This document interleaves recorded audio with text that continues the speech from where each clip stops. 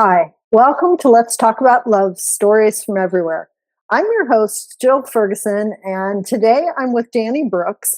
And I would like to say that we're going to flip the script a little, but those of you who have watched our show know that we don't run by script. It's totally ad-libbed. But we are going to switch roles because Danny's decided that she's going to interview me today. And as we approach our 1 year anniversary of these weekly podcasts, we thought that was a good way to go into the new year. Yes. How you doing, Danny? I'm great. How are you doing? I'm wonderful. Thank you. Good. It feels so good to turn the tables on you. Thanks. And I should say that Danny is one of the board members of Let's Talk About Love. Mm-hmm. In addition to doing all kinds of other things. Well, let's dive in. I'm excited. Okay. All right. Well, first, I'm going to just kind of pump you up just a little bit. Oh. Okay. So I feel like Hans and Franz. Yes.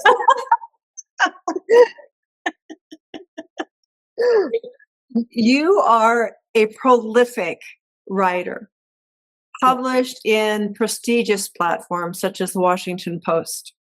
You've worked on the ground, nonprofits that are dealing with natural disasters, writing articles and gathering information to help other humans. You've worked as a writing coach. That speaks for itself. How many books have you written now? Do you even know?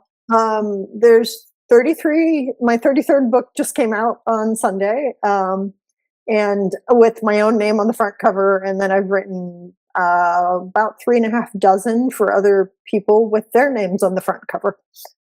So as a ghostwriter. Yeah. Beautiful. Yeah. So your work as a writing coach speaks for itself. You're also a lifelong entrepreneur. You've worked in higher education and you've worked in diverse industries with varying roles from CEO to board positions. Yes. So my main question is what happened that made you realize to go from all of the work that you've done in the past to finding out that really talking about love and increasing love globally now is like the number one movement that you want to spearhead? So I feel like the thread through everything that I've done is that the majority of the work that I've done is because I've loved it. Mm-hmm. And I know a lot of people can't say that about the things that they do, right? There's a number of people that do things because it's bringing home a paycheck. But all of the work that I've done, all of the roles I've had, even if at times I haven't necessarily liked some things about where I was or what I was doing, there was a deep love for either the people I was serving or the people I was working with, or I believed in the vision of the organization. Mm-hmm. And so I think there's that. But I think that we are at this crucial time on this planet and in humanity where starting almost 10 years ago, hatred is now not just an undercurrent, it's like flat out there, and it's front and center, and people are behaving horribly towards each other, towards the planet, towards plants and animals, all because they either don't care or they're apathetic, which in my viewpoint is kind of a form of hatred, or at least dislike, not loving something enough to even care about it.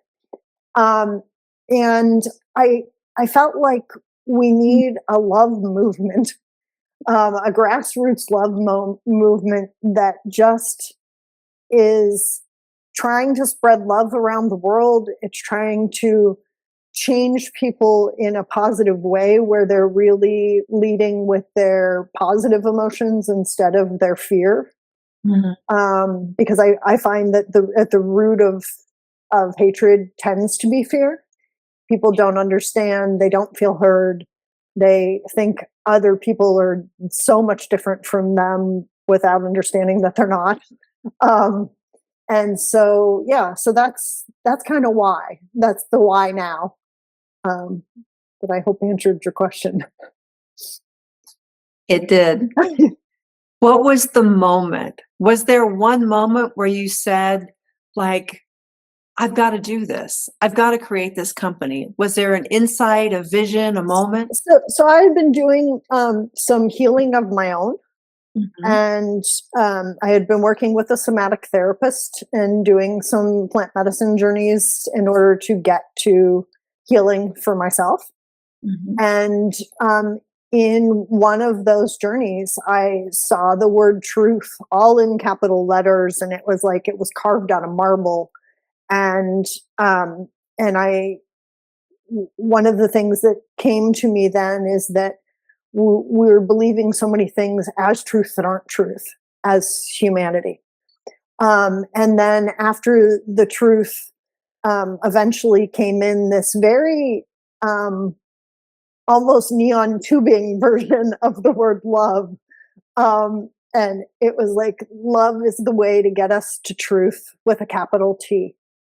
Um, and and then I heard very clearly, like, you're going to start this movement, and it's going to be called "Let's Talk About Love." And when hours later, when I was having my quiet time and reflection time, the mission of the company just started pouring out of me onto a computer screen and onto a word processing program. And I mission, vision, values, all of what ended up being "Let's Talk About Love" just poured onto the page. And it was like, wow, this is what it's going to look like. And then I was trying to figure out, like, okay, well, if it looks like this, what legal structure does it take, right? And I was like, it didn't really feel like a nonprofit, but it didn't feel like a for-profit company, and I really wanted to start a movement, but I knew it needed something legally structure wise for it to come into existence. And lo and behold, I found out that California is one of the few states that has what they call a social purpose corporation, an SPC. And I was like, oh, yeah, that's it. So we can actually, like, create products like Love is My Superpower shirts and things that we have, and sell them to help fund the movement, and keep it, all legal too. I love it. There's so many ways we could go with this. Like, first off, like putting structure to love. Like, but it's so important, Yeah, right? Because yeah, like when we think about all of it's like all of the operations and things that go into businesses and the things that we do to life, right? How we take love and we structure it into those systems. That's really what you're doing, isn't it? yeah. It is.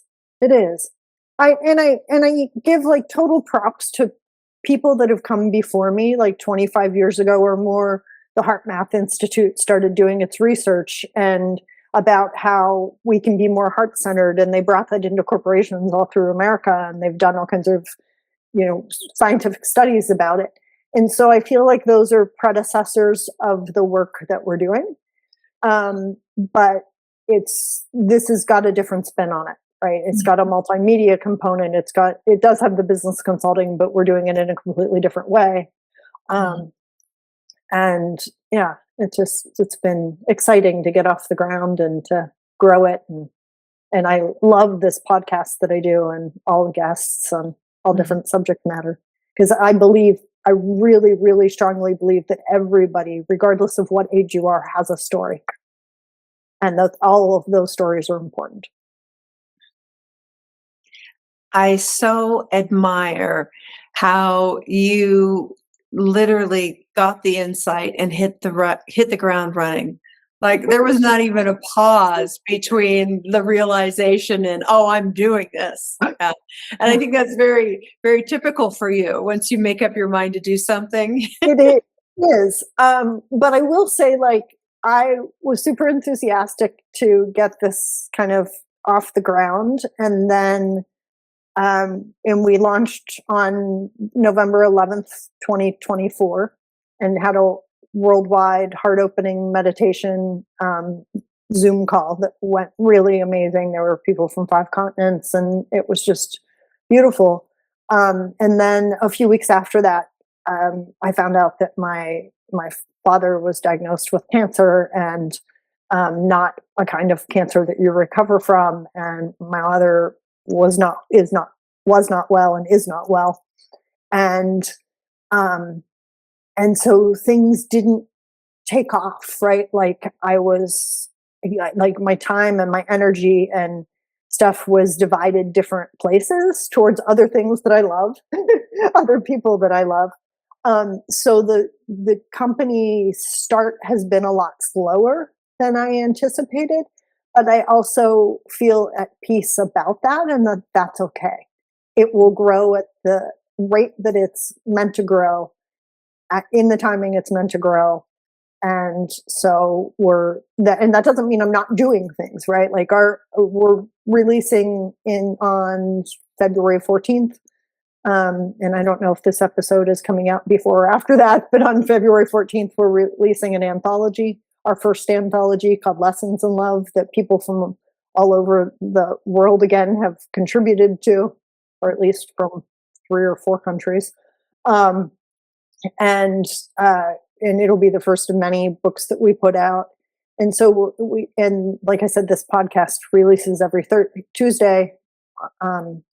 And we have guests from all over, and so we're doing things. It's just not necessarily at the, frantic push that a lot of people start their businesses with.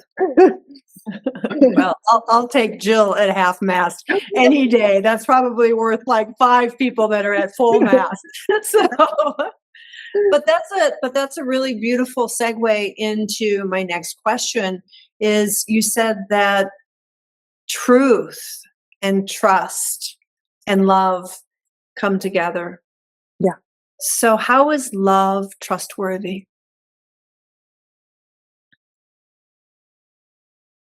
I think it's inherent in its nature that it's trustworthy, because it's really hard to love someone if you don't trust them, or to love a situation if you don't trust it. I guess there's the flip of that, though, is that we do trust some things that we might not love, but it just makes it a lot easier. And if you don't have the trust in the people that you love, then it makes the relationships not quite as secure and stable. Mm-hmm. Yeah. Yeah. And when it comes to business, if we're doing something that we really, really love, we usually trust in the process and the way that we're going about it. And we feel secure enough, if you will, to put our whole heart and soul into what we're doing. I love that. I love that. And the truth bit of it, as far as love being truth, like, or true, that almost feels like the ultimate truth to me. Yeah. In some ways. Yeah. Well, and it reminds me of you're very good at teaching people that it's when we set expectations for things instead of agreements that we tend to end up in crunchy bits with ourselves. Because we don't necessarily tell other people what our expectations of them are. Yeah. Though we may try to heap guilt on them later when they don't meet our expectations or make them feel ashamed. And I feel like you can't set up agreements unless there's the truth and trust in addition to the love. Yeah. Beautiful. And that brings us to when you say that love is the greatest superpower. Yeah. How can we, or how have you seen it change people and systems? Oh, wow.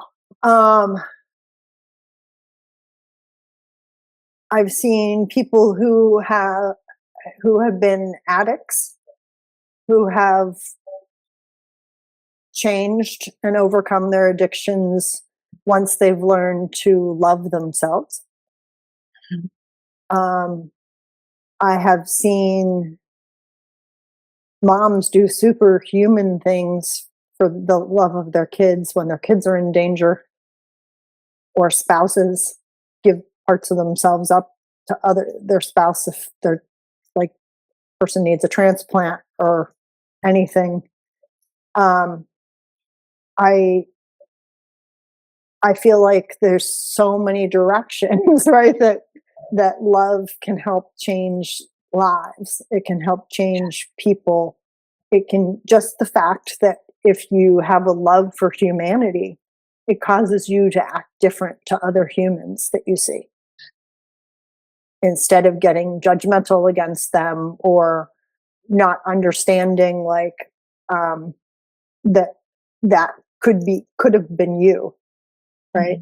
Mhm. Had a colleague when I worked at the San Francisco Conservatory of Music that I just loved dearly. And she always said, anytime she saw anybody that was unhoused or that was suffering, she always understood that, you know, if it wasn't for like her last few paychecks or whatever, that could have been her. Mhm. And she said, so she reminded herself that every time she saw somebody struggling, and it offered her to have compassion for them, regardless of what their circumstances were that got them there. Mhm. And I just took that lesson with me. I mean, I don't know people's stories, even while I'm running a show called Stories from Everywhere. I'm talking to people about their stories. I don't know what their stories are. Mhm. And so I try to approach people with openness and understanding. And I've had some of the most incredible experiences in my life by doing that. Like really surprising, crazy things. Um, and where there'd be other situations where I know, or even the people that were with me at the time were like, I don't know about that. But yeah, And the companies that you have sponsoring, yeah, let's talk about love. And those are companies that obviously must believe in the movement and love and treating yeah, their employees with love or their people with love as well. yeah, yeah, Yeah. absolutely. And I think that they're doing a lot of work to further love on the planet. Mhm. Even if they don't use that language specifically, that's still what they're doing. Mhm. They're values based companies that are, you know, bringing more light and love into the world, joy into the world, freedom into the world, healing into the world. You basically just described yourself. Oh, well, thank you.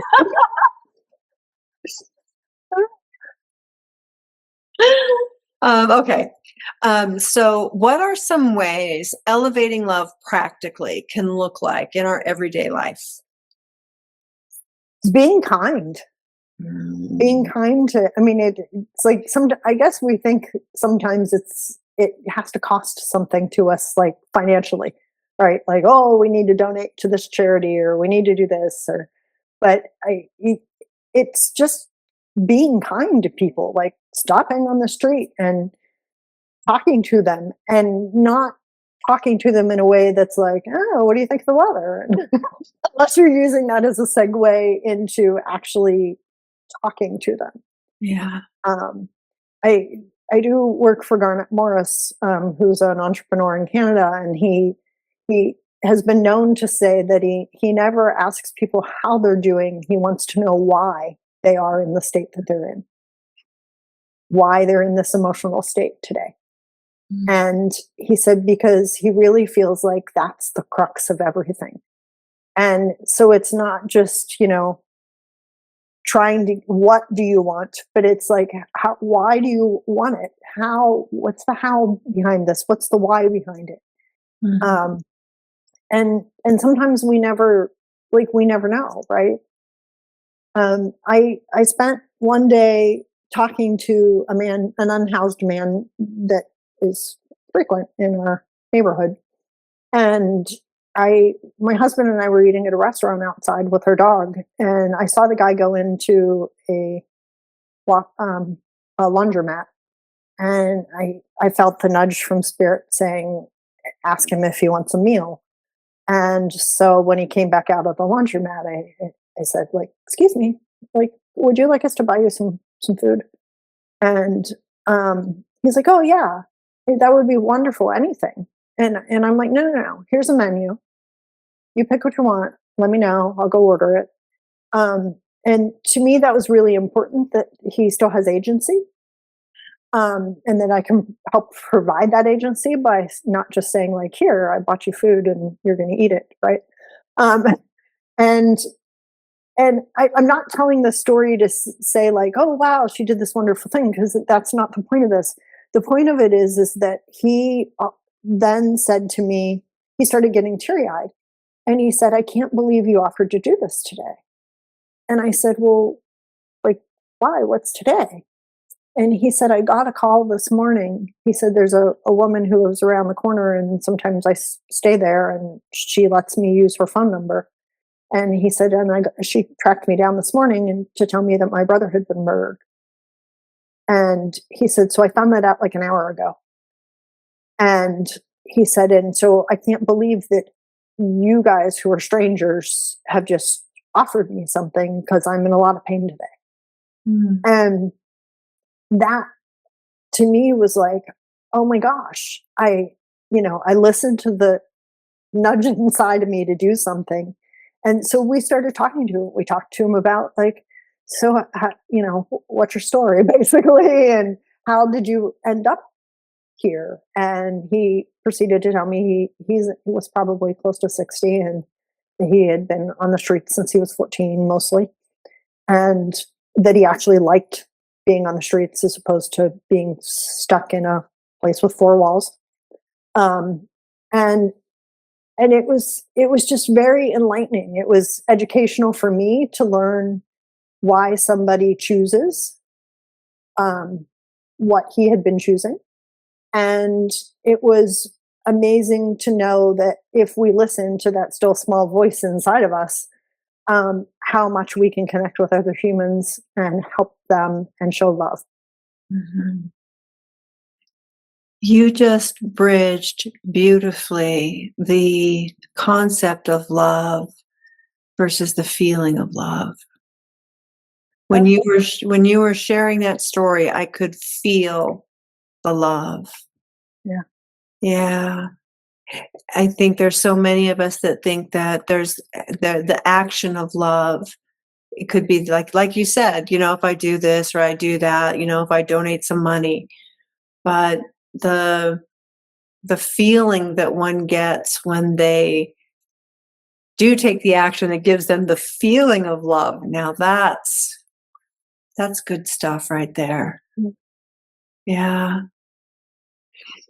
So founding a movement, especially a movement of love, that's no small task. No, there was a guy I had on the show a while ago that who said to me, he's like, "I'm sure there's a lot of people that do not understand what you're doing or why." Yeah. I said, yeah. But you're doing it anyway. I love it. So what inner work have you done then in order to make this outer expression or this outer mission come to fruition? I had to get rid of some of my own judgment. Mm. And if my brother's listening to this, he's going to be really surprised probably to hear that, because he said years ago, he told me, he's like, "You are the least judgmental person I have ever met." And that kind of made me feel good. But I don't think I've clearly not always been that way. And it's been easy to jump to conclusions, and often erroneously, right?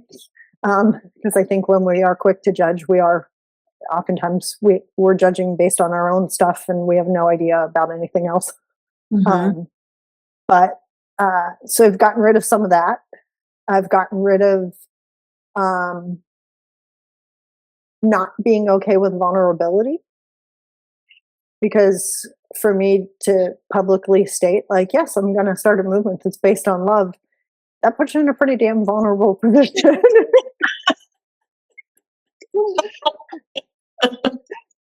You get people that are like, you're nuts. Like, what? Like, why would you do that?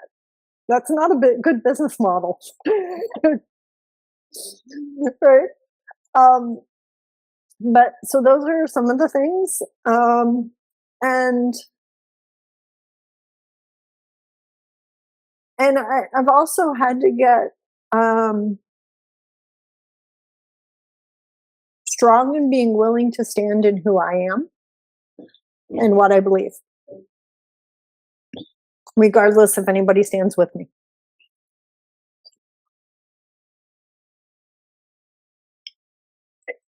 There are some people who might say that love is too soft to solve the world's problems. Mm.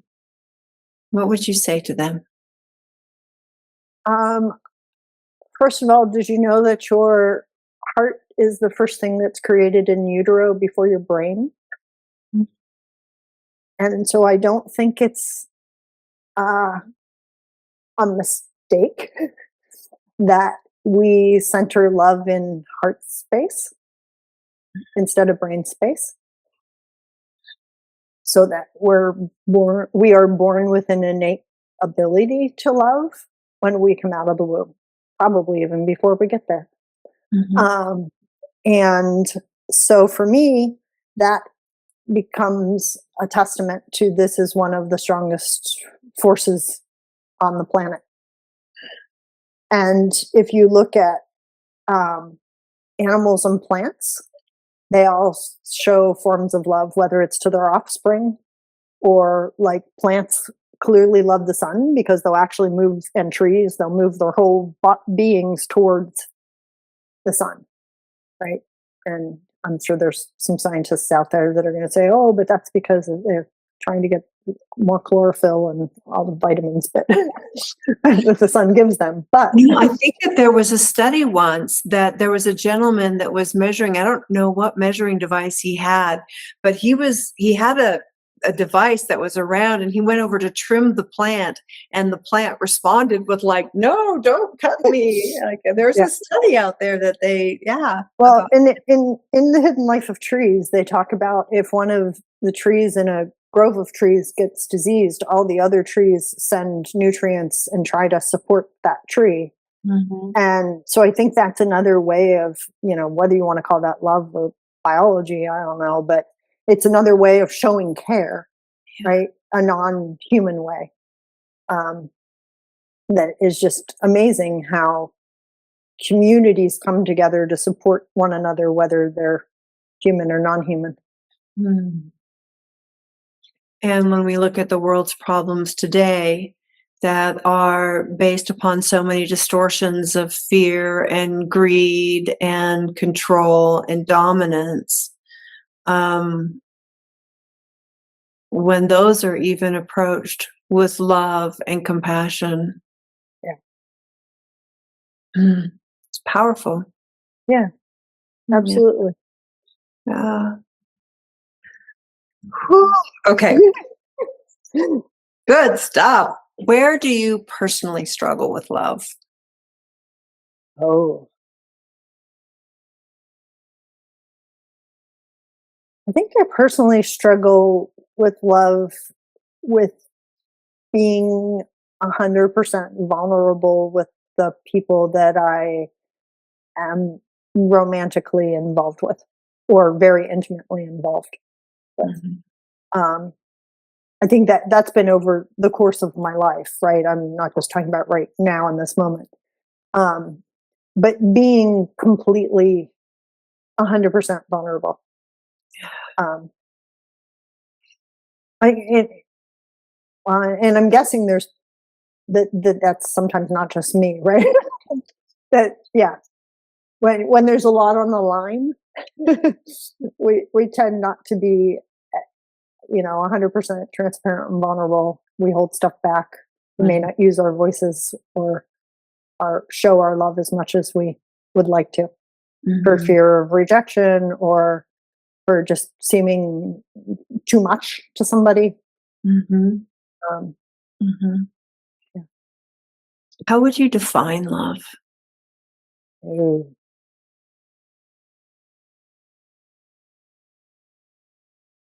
Yes, there's so many different types of love, right?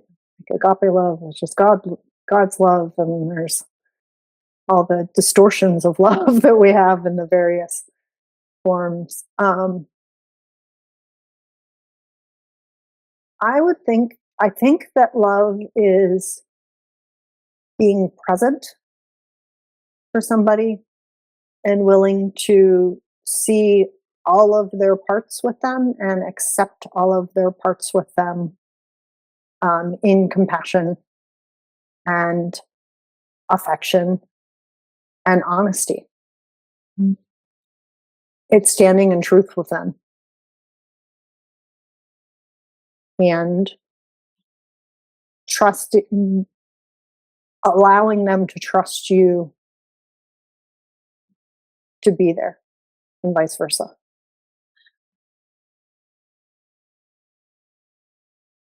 That's There, beautiful. there might be a part I'm missing, but I think that's probably as close as I can get. It's pretty well said. Okay. So, for someone that is wanting to participate in this movement, Mhm. what are some ways that they can have an impact? Where the old saying that there's a ripple, right? Mhm. Where right now you and I are dropping a pebble. What Yeah. are the other people who are going to be watching this? What can they do that's going to create another ripple and another ripple and another ripple to So, create movement? so one of my visions for Let's Talk About Love, and especially for this talk show, is that this talk show is replicated in countries all over the world with local hosts in local languages. I don't want us to own it, if you will. I want it. I want all of the talk shows to subscribe to the same values, to be on our platform, right? Available on our platform. But um, but I want to see people interview people in their native tongues wherever they live, and commit to doing regular episodes like this. And because I think that's one way we can spread love, by letting people tell their stories and have their voices heard. Mm. So that's one way. We're always open to submissions for future anthologies. We're always open to articles and essays and poems for the online magazine. Um, we I would love to get to the point where we start, a monthly or a weekly meditation together all over the world, and that we do that once a week, for, let's even say, 10 minutes, heart opening meditation, and come together as community wherever everybody is, which is just like we did when we started the day we started the company. Um, but yeah, that's some of the quickest and easiest ways I see for Oh, people to get involved. it. There's this new, yeah, I'm not on social media a whole lot, but I was scrolling through Instagram, and there's all these people that are doing this like dance. There's like this thing. I don't even know what it is, but it would be really cool if everybody on social media, all of us started doing something wrong. Hey, let's talk about love, and then Yeah, share a story or a moment where that's they a great idea. Yeah, overwhelming love. yeah, that's a great idea. Yeah. And write letters to other people who are doing podcasts. Like how can people like literally help you spread that word? Mhm. Yeah. Yeah. Yeah. I love that. And the other thing is, if people would just start talking about love more, Mhm. and sharing, you know, with others about love and how they experience love, what they think love is. Um, just and every time they see somebody who's spewing the opposite of love, to respond in love, Mm. because we And make choices with how we interact with people. how can people feel safe talking about love?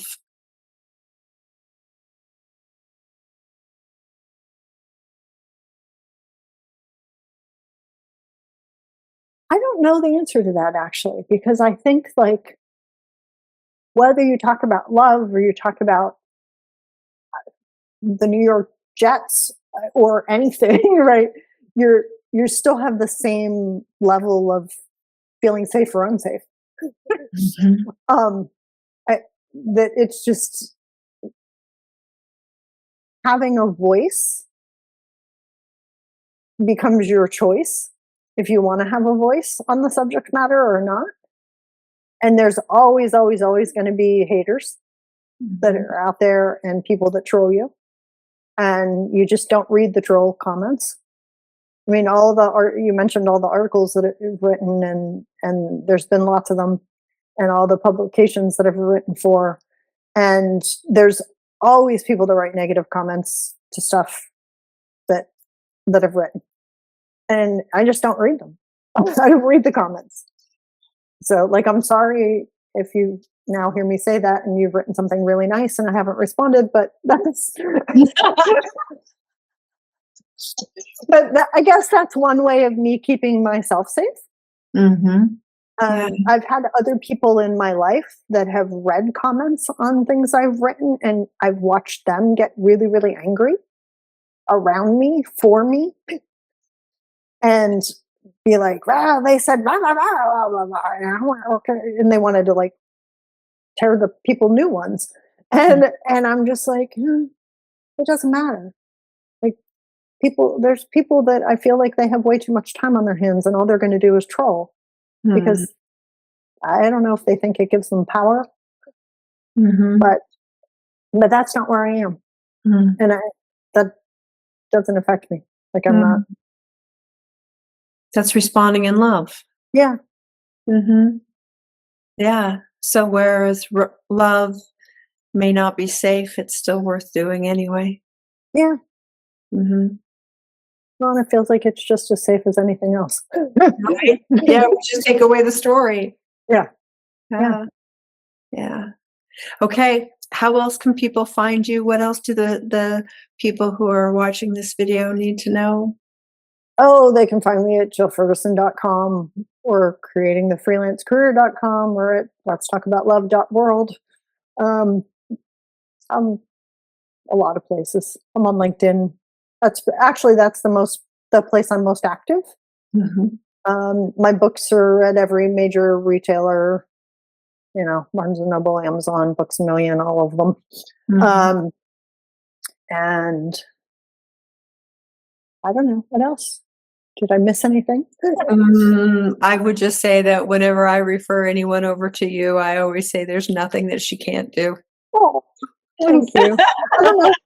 I guess I'll accept that. I was going to say I'm not sure I agree with it, but maybe that's a story I'm telling myself.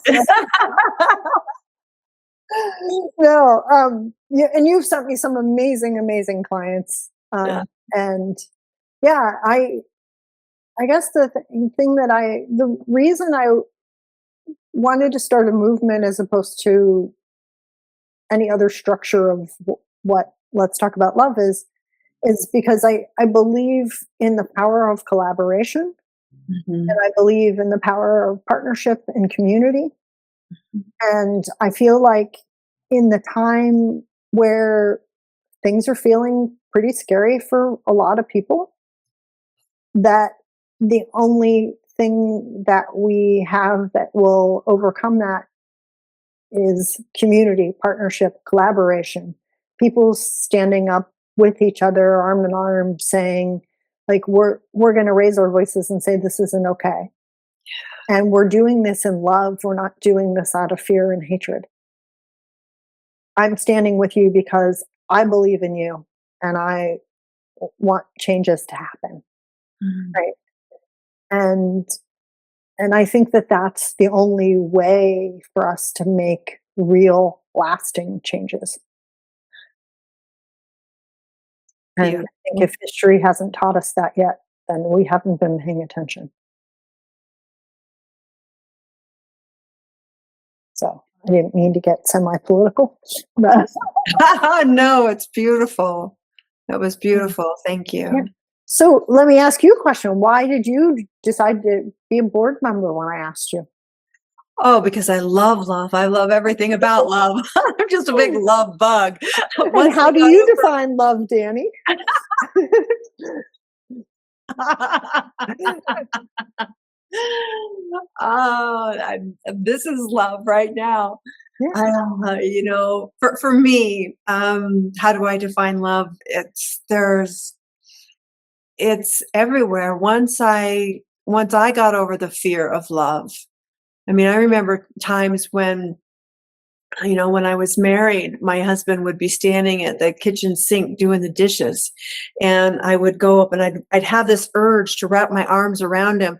And then I would go, ooh, but is he going to reject me? Or is he going to shrug me off? Or is it going to be received? Or what's going to happen? And there was this real fear of expressing love and feeling love. And once I was able to just go in for the love anyway and realize that love is a whole lot safer than fear, and I got comfortable with love and expressing love, then it just became this beautiful unfolding of my life. And yeah, I don't know that I can describe it, but I think you did a really good job of it in all of those moments. And yeah, um, I feel like we're here on this planet for such a short time that it we can't not be anything but all in. And so embracing love in it as large as we can embrace it is the only way to go.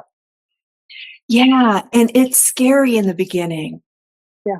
It's so scary in the beginning because we're not taught how to do it. It's clumsy, it's awkward, it's ugh, there's so much to it.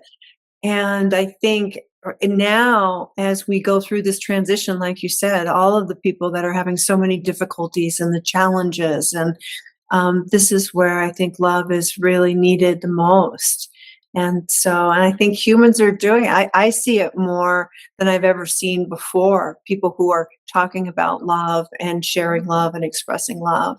Yeah. Yeah. And I think it took a lot of the ick to come to the surface to get people there, because otherwise it's too easy to just keep your head down and keep doing what you're doing and try to keep up with the Joneses and everything else, and without paying attention to Hmm. all the really, really important things in life, like love and connections and Yeah. community. Yeah. Those are the things that I think of when we're on our deathbed, what really are we going to gee, I wish I could have had more money. Yeah, No. Yeah. It's always, yeah.